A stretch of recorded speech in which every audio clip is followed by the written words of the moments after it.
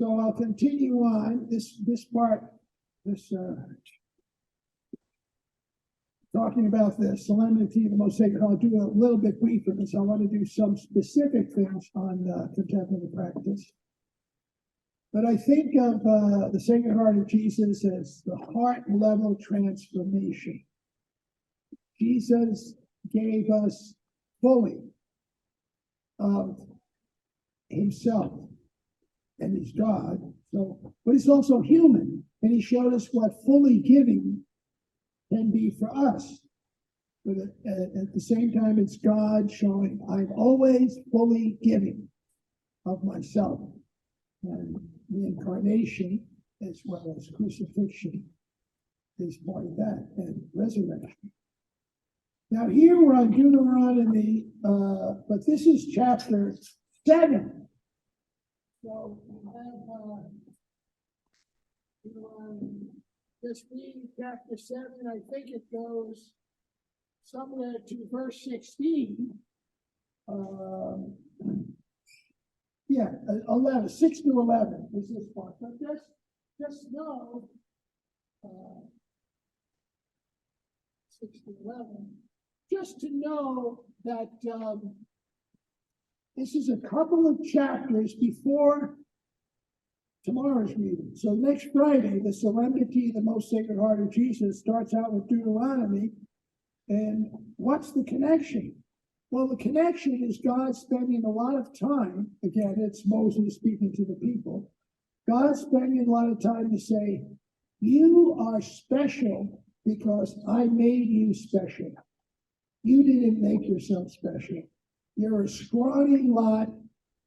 You're just a few people. You're no accounts in the political and social powers of your world. But I made you holy. It's my decision. So that's why I think it's so important to have a deeper prayer life of meditation, so that we can recognize that God made us holy. You don't get holy.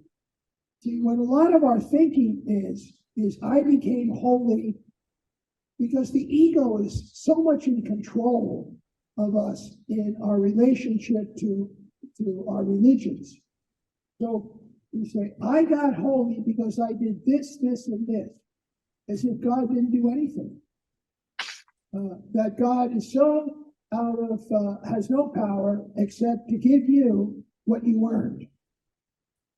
And so this is very important. You didn't earn God's complete unconditional love for you, the Sacred Heart level of loving.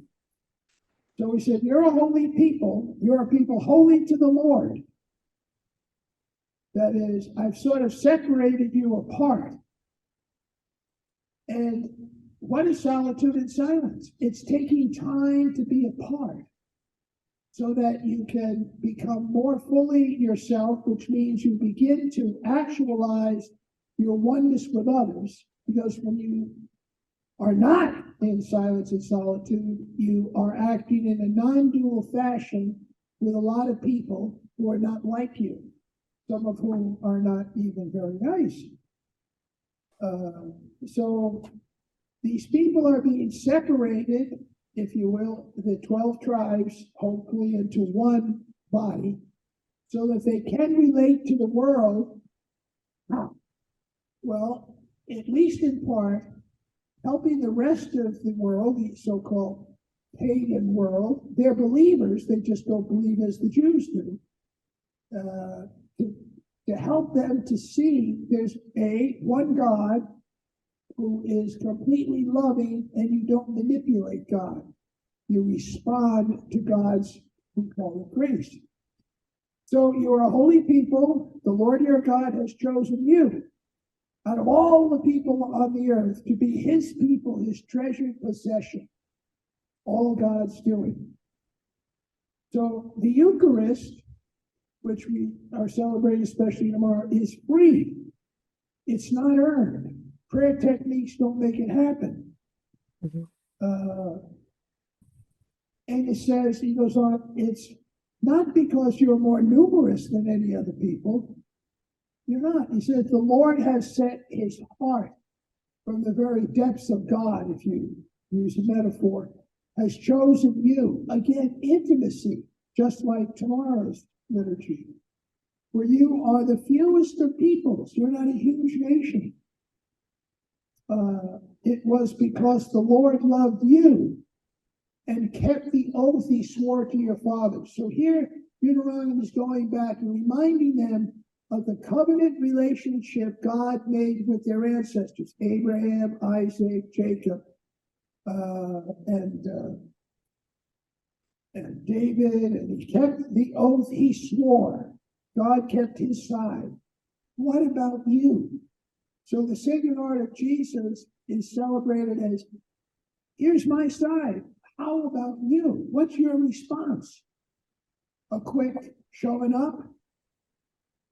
So the Lord has brought you out with a mighty hand, again, referencing the Exodus, redeemed you from the house of slavery. Remember, this is only 2 or 3 chapters before what we just read. So, in a sense, this is why God, in tomorrow's Deuteronomy, chapter 8, I believe, is doing so much for these people, because God has made them special. Otherwise, they're just squatting. So redeemed you from the house of slavery, from the powerful Pharaoh, king of Egypt. Know therefore that the Lord your God is a faithful God. So where's your heart? How faithful are you? So God is showing forgiveness, acceptance, compassion. So if you're going to love from your heart center as God loves you, then this is the way you love other people. And this is a big point of the Sacred Heart. And you're not going to do that because you make a pious decision with your mind or your own willpower. It's not going to work. The world will overcome you unless you've got this heart relationship to God. So he maintains his covenant with those who love him at the heart level or not. He's going to keep his covenant, even if you love him somewhat superficially, but you will not enjoy that covenant because your mind is elsewhere, and so is your body and your actions. So keep his commandments to 1,000 generations. That is, just keep up your practice. And who directly repays with destruction the one who rejects him. He does not delay, but repays directly the one who rejects him. So the contemplative life is slow in bringing about results. But a life of bad behavior is punished very quickly. We all know this. You act badly, and you'll pay a price rather soon. People don't like to hang around with judgmental, non-accepting, self-centered, selfish people. So you start acting like that, and you're going to suffer. And that's just what he's saying. So the contemplative life, the 40 years in the desert. Disruptive life, you'll suffer right away. So the second reading is from the first letter of John. Beloved, move through this, love one another. Here it is. So here we have the Sacred Heart of Jesus referring back to the Eucharist and those readings from tomorrow. Love one another. You've got Samaritans who believe in Jesus. You've got Jews for Jesus. You've got Pharisees. You've got Corinthians. You've got Galileans. You've got all kinds of people who are not even Jewish. And he says, love one another. So you've got to overcome the cultural ethnicities that separate you out. That's what they've got there. Cultural ethnicities that separate out. They're very tribal people. And he says, no. And sometimes the tribal is economic. Sometimes it's skin color. Sometimes it's language. Sometimes it's religion. It's always something where I just want to hang around with my tribe. And because God is love, and he loves all. And so everyone who loves is born of God and knows God. Whoever does not love does not know God. Because what they know is resentments and judgments and so on. So God sent his only begotten Son into the world. He didn't send an angel. All right? God sent his only begotten Son, not an angel, into the world, so that we might live through him. I think that's the Eucharist, help us to live through the energy we call the grace of Christ. Not that we loved God, but that he loved us first. So meditation always has a sense of hope to it. I know God loves me. Let me be here patiently, letting go of focus on my day or my ego, and let God just let myself open myself to being present to the presence. And so he sent his Son to be atoning sacrifice for our sins. So to live through Jesus means to live as Christ. And he atoned by unselfishness, by love, forgiveness, and compassion. So this becomes the challenge. The whole Sacred Heart of Jesus feast is about letting go of me. And I'm going to move over to the gospel here. But on the way to it, it's a long second reading. We know that we abide in him and he in us. When you know that, that's a non-dual way of being. Because he has given us the Spirit. The Spirit's the binding energy of God. It's the third person of the Trinity. We celebrated last week. But let me move into the gospel for a moment here. This is a Matthew gospel, not a John. And so it's Matthew chapter 11, verse 25 to 30. And he says here, I thank you, Father, Lord of heaven and earth. You have hidden these things from the wise and the intelligent, referring back to people like Nicodemus, educated people who are trying to say, what are you talking about flesh? People living out of their heads. People who memorize the law. So these are the religiously educated people, which were not the people who lived by and large in Capernaum. So it's been hidden from these people. Well, why? Because you can't get it mentally. It has to be heartfelt, which is why we're celebrating the Sacred Heart of Jesus. So he's revealed them to infants, itty bitty babies, beginners, the uneducated. It's a metaphor. Yes, Father, for such was your gracious will. It's God's way. You have to practice the deeper interior prayer, waiting upon God, faith, trust that God's at work, even though you don't experience it in one moment, because over time it will take, if you will. So he goes on, all things have been handed over to me by my Father. And he goes on, no one knows the Son except the Father. Again, this is because I'm not just human, I'm divine. No one knows the Father except the Son.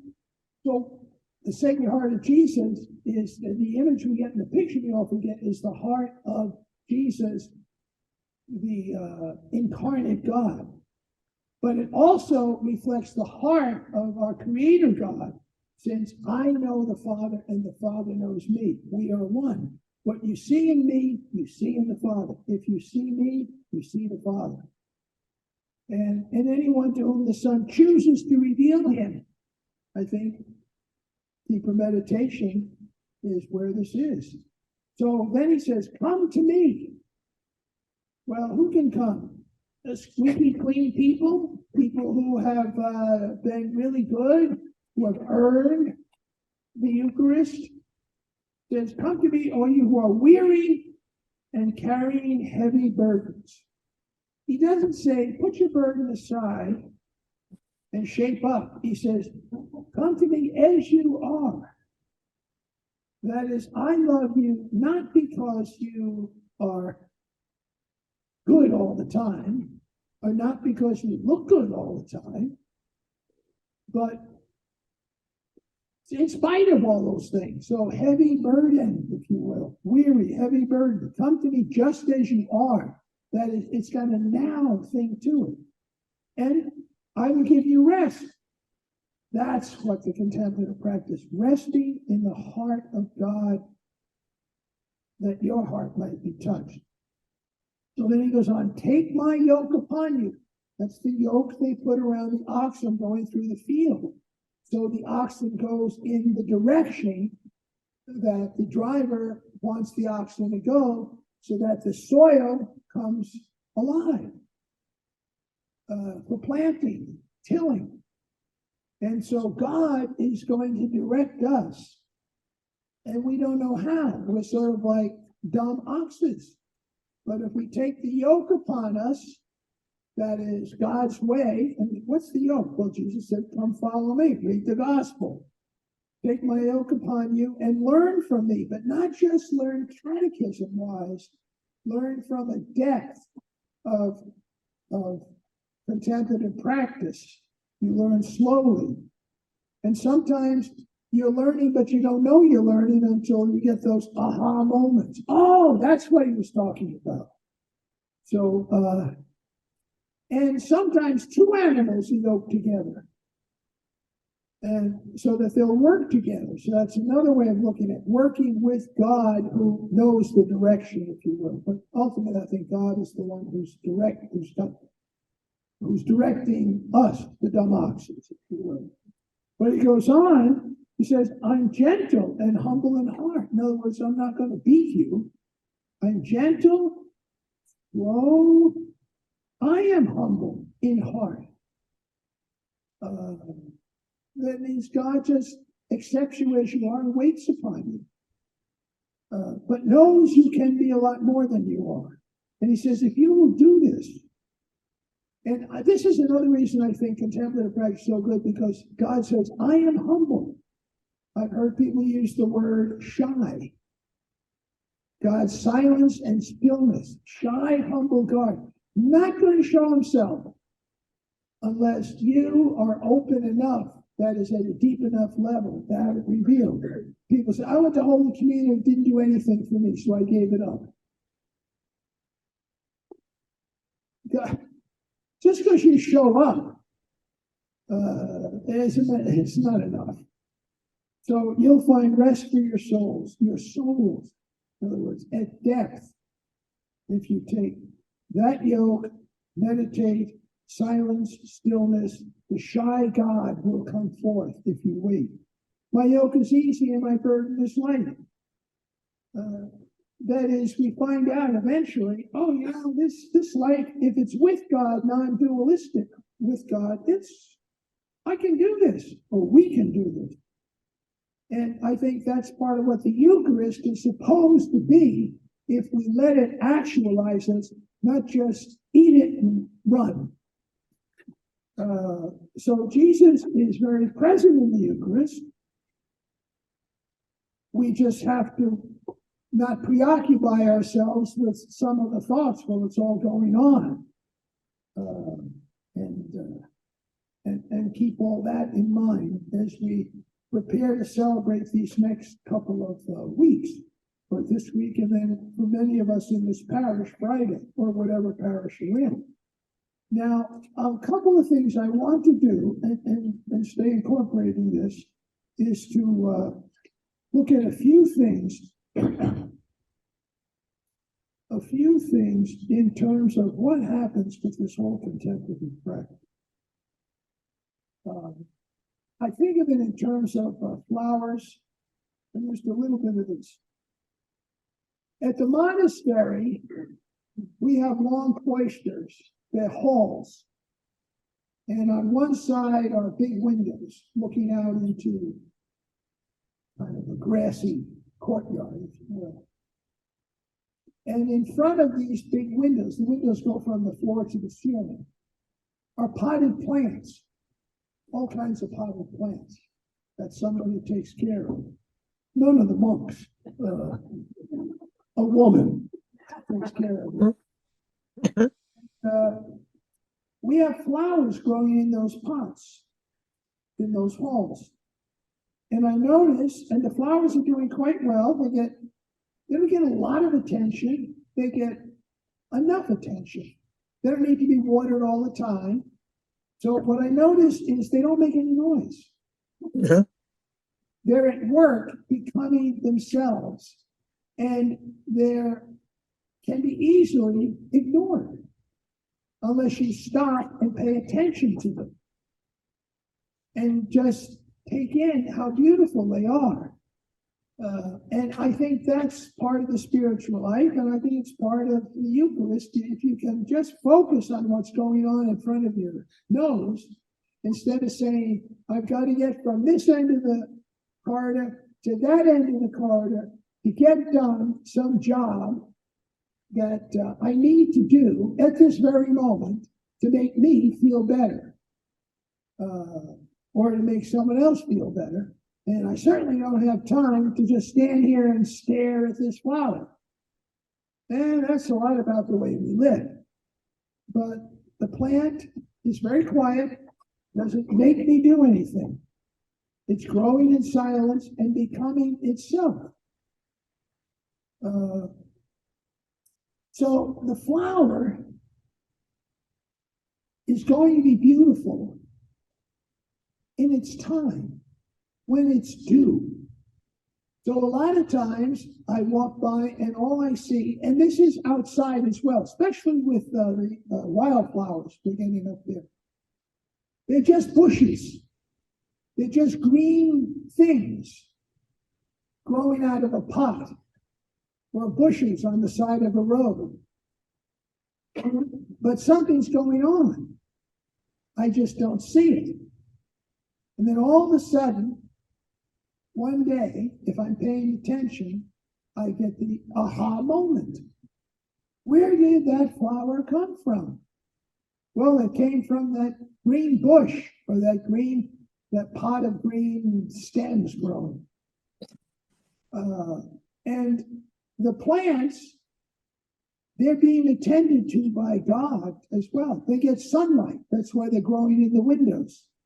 So they get some sun, not all day long. They get some water, and they get a bit of pruning. But by and large, they're left to become what they're supposed to be.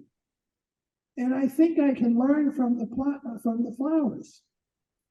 I need a little bit of silence. The flowers are growing with us. It's a silent place. And certainly out in the fields where the wildflowers are growing, there's nobody talking. I mean, there's no commercial stuff going on. There's nothing going on. The cows don't make much noise. And even if they did, the flowers don't care. So I need silence to grow. I need some attention, but mostly solitude is enough. Just like the plants. Just let me be with a little attention. That's what God does. Patiently gives us a little attention and says that'll be enough for now. You're going to be all right if you just stay with it. Because that's how I made you. So God's pruning me. God's watering me. You think of the Eucharist, you think of the Sacred Heart. And God's just being quiet with me. But a lot's going on. And I find that when I talk a lot and make a lot of commotion because I don't want to be ignored, I really don't grow very much because I already know what I think. What I learn from others is either what I don't think or don't know. So if I walk into a room, staying with the flower, if I walk into a room and no one pays attention to me, I can get very upset, very angry, or very whatever, or I can be like the plants. A whole lot of people can be gathered in a room and the plant doesn't care one way or the other. It's going to become what it's going to become. So I can be like the plants. I can grow in silence and solitude, even if nobody pays attention to me. And I've had that happen. I've walked in, and maybe you have too. I've walked into a room with this event going on, and everybody's talking to somebody. And I'll stand right in the middle of the room, and no one will talk to me. That used to bother me. And I think, why should I go up and talk to somebody? Well, what if I didn't? What if I just stood there? Is it the end of the world? No. But it can remind me, if I just stand there, of how I often am with God. I'm busy, and God's in my midst, and I don't pay attention. And God forgives me for it. So I just said, people don't talk to me. That's fine. That's okay. I'll be like the plants. I'll grow in silence and solitude. And that's the same in my cell or my bedroom. It's more likely now. Grow in silence and solitude. Some people think if I'm alone, not saying anything, nothing's going on. That's what a lot of young people say. Nothing's going on if I'm by myself. I'm a loser. And you forget the flowers. So I can look, I can watch, I can see in any room, regardless of what's going on. And think of the plant. Plant may be looking and seeing me and all the other people who are chit-chatting. Maybe the plants are watching us. And maybe they grow best when we are kindred spirits as we walk about those halls, sensing a togetherness with one another. Wouldn't it be something? I've heard people say this. The plants will grow best if there's love in their environment. So keep that in mind. Be loving and help the plants grow. The woman who takes care of you is very loving. So maybe we all can grow best if we are kindred spirits walking about in our cloister. Even though we're silent with one another, there's a sense of bondedness, even though you didn't clean up after yourself. Mm-hmm. So the plant is going to be what it's going to be. The gardener participates, nourishes, assists, but the gardener ultimately is not going to make a rose, and certainly is going to make it some other plant.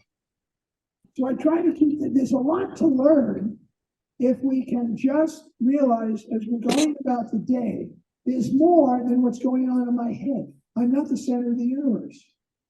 And especially this time of year when there's so many plants in it. And I think we'll get to another one or two of these things in the prayer.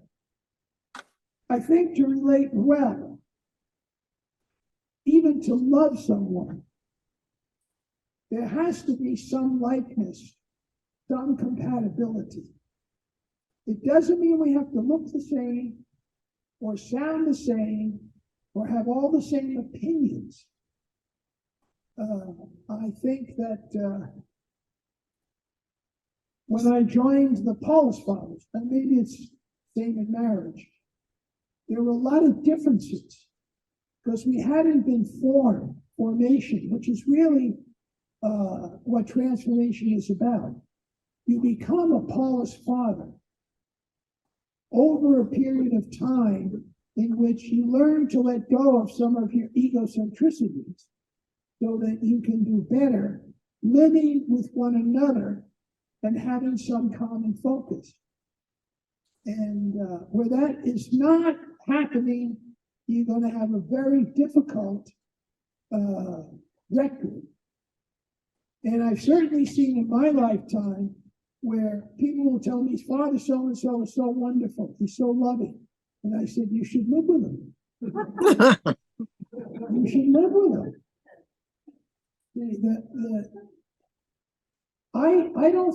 I think one of the reasons to live together is for me to be transformed, not for you to shape up. And it's been very good for me, it's taken a lot of years, for me to realize that this living together was really part and parcel of the place where my edges get worked on by God. Because it's easy for me to have all my friends in the parish and not to like the people with whom I live. But that's a very superficial transformation. And it's not going to work. It'll work in terms of the job, but it won't work in me becoming all God made me to be. So I think we have to develop certain compatibilities over a period of time. You know, you hear something, oh, those two old people, they were so different when they got married, now they even look the same. You hear that. So opposites can attract. But to grow, there has to be a certain amount of togetherness. You take on something of the other person. And I think about that in terms of the Sacred Heart of Jesus and the Holy Eucharist. And Jesus saying, we are one. I and the Father, Father and me, and so on. That we are supposed to be part and parcel of that triune relationship. And so we take on something little by little of the non-duality of God, and we let go of all those things that we thought were so important to my unique individuality, if you will. We will still have a uniqueness because God made each of us differently, and that difference has a purpose, a skill, and so on. But there's still a connectivity because we're at the heart level in our prayer. So it is with God, with higher powers, if you will, God who we call one, to whom we relate. You can start out as very different from God. I think when you teach a child, I suspect on catechism and stuff, you have to deal with children as children. But at some point, you've got to get more mature in the wonderful spirituality of Christianity, and especially Catholic Christianity. So God is in heaven, and God loves you. So you're supposed to love God, and you love God by good behavior. Bad behavior God doesn't like. And if it's real bad behavior, you can't go to communion unless you tell God you're sorry in this manner. Then you can get communion. It works fine, I guess, for little children because everything's black and white. But at some point, you got to move on. And if you notice, Jesus never talks like that. He doesn't really talk very much at all catechetically. But he does talk as someone who spent 40 days in the desert in silence and solitude, and 30 years getting ready to do the work that he did. So it's okay that we have this sense of unlikeness to God, because it'd be very hard for children to understand it any other way. It's just that we never teach them anything else. So we keep saying you can know God. You know you can't. Ultimately, nobody knows God. God's unknown. Because God's no thing. God's a verb. God's love. So God's not known. He's no thing. When you think you see him, you might be having a vision, but it's pretty private. Actually, you like the cloud of unknowing. What you want to do is be changed.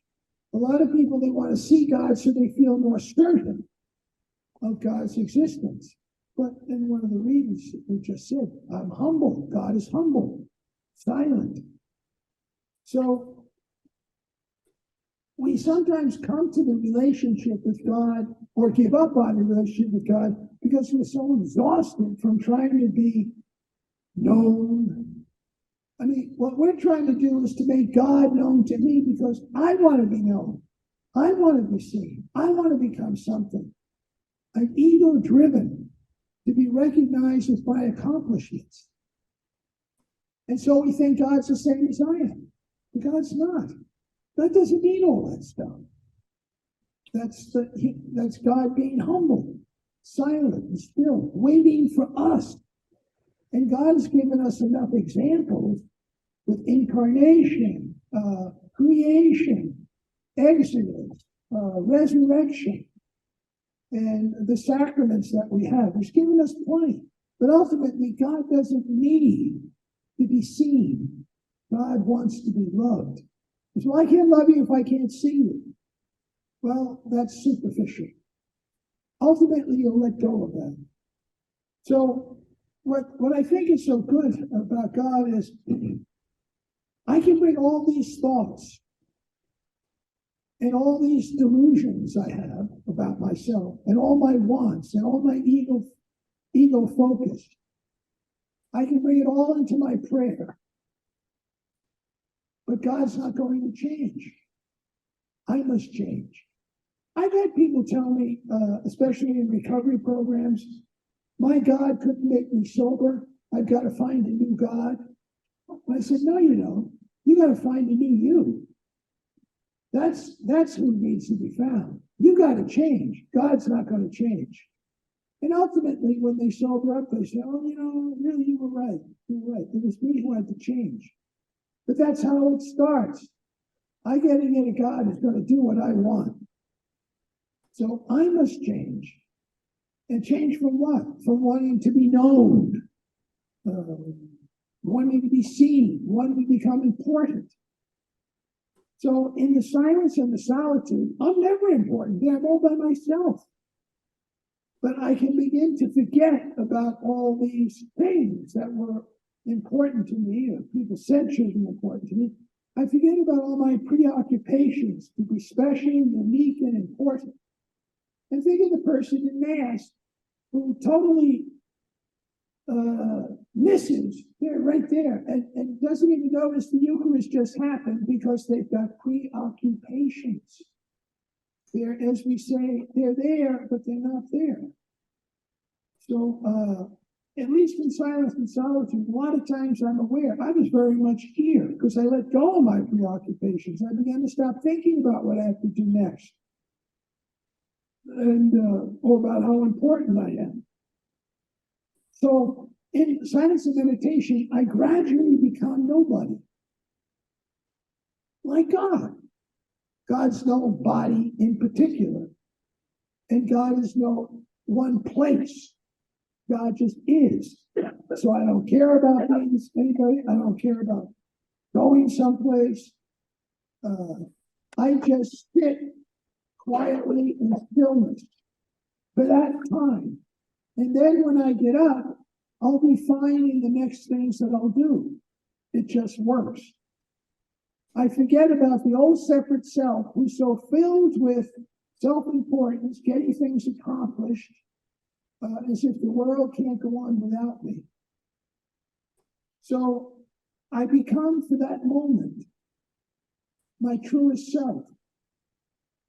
And it sort of begins a new day, if you will. So I sense myself in this prayer, not every day, but over a period of time. I'm one with and not two.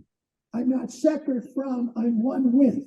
There's more of a sense of an intimacy, although I know I'm not like the other people with whom I live. I'm not like the priest in this rectory, but that doesn't mean there's not a sense of oneness.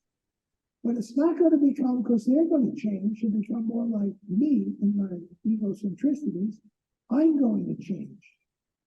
Because God looks upon all of us and says, I made you all for these purposes. So then I bring all this to my everyday encounters with others in another situation. Which is why I think it's more important for me to meditate early rather than say, I need to go to the gym and then I'll pray later. Because often, what I found is often I will pray later when I went to the gym or did my workout.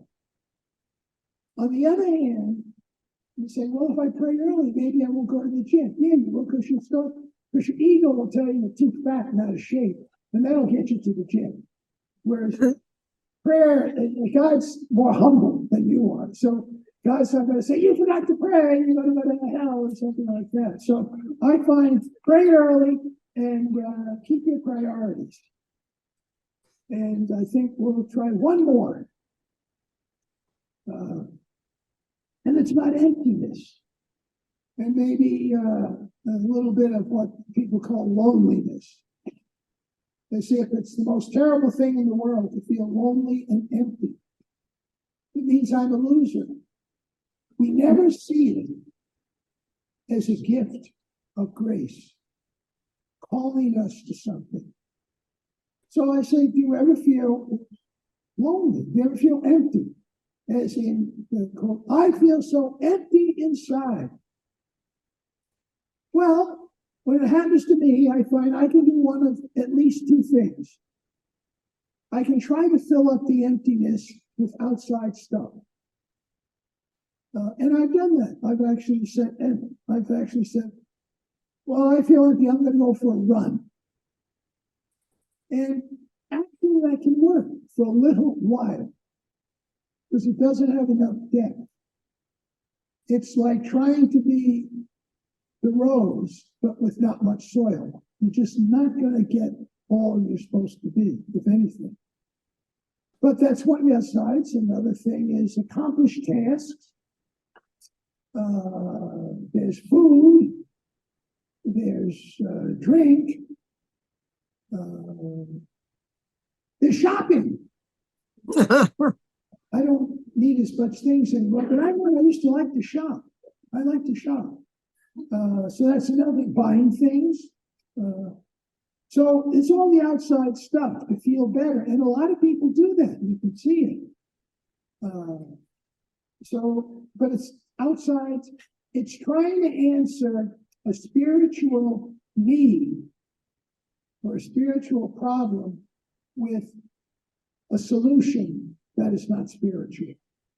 And that becomes a big problem. And I think the emptiness or the loneliness is a call from the humble, silent God to go within. It's a very hard thing for people to get. So if I try to fill from the outside, I'm trying to fill me up with things outside of me.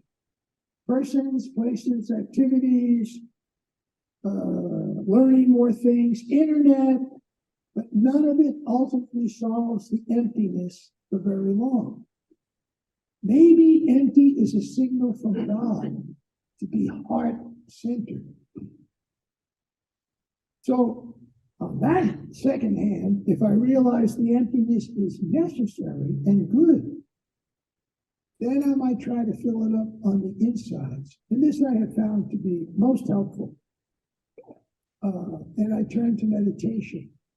One of the things I found is living in the monastery where there's so much silence and solitude. It becomes a way of life. I already noticed it when I leave. And I don't remember where I was someplace this week doing something. And it was a lot of talking and being with people. And I remember going home and feeling almost exhausted. But what I realized was I just needed to sit in silence and solitude and rest in the presence of this humble God, because I had just spent so much of myself in these things that used to be very fulfilling. And they are still fulfilling, but they're no longer enough. And I sat there for about 10 or 15 minutes, and I could just feel the reconnection with the deepest part of myself. And I don't think, my sense is we need this, even if we're with the person we love. You still need this kind of time. So when I know this emptiness is a gift of God, a grace, I know what it's calling me to, turn to meditation. It's always a better solution. So I believe that we're supposed to feel empty at times to remind us, oh, at this moment, I had my meditation that morning, but because of the way the day was going, I needed to get another bit of time. We need to attend to the inner spiritual life.